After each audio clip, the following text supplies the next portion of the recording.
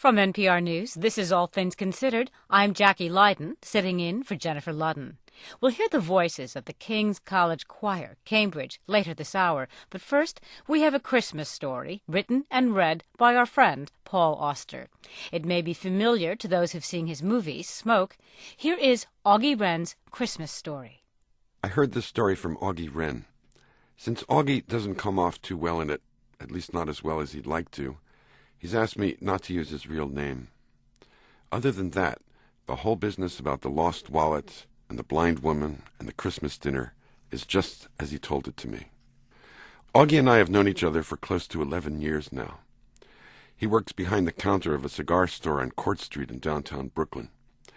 And since it's the only store that carries the little Dutch cigars I like to smoke, I go in there fairly often.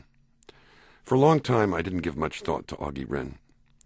He was the strange little man who wore a hooded blue sweatshirt and sold me cigars and magazines, the impish, wisecracking character who always had something funny to say about the weather or the Mets or the politicians in Washington, and that was the extent of it.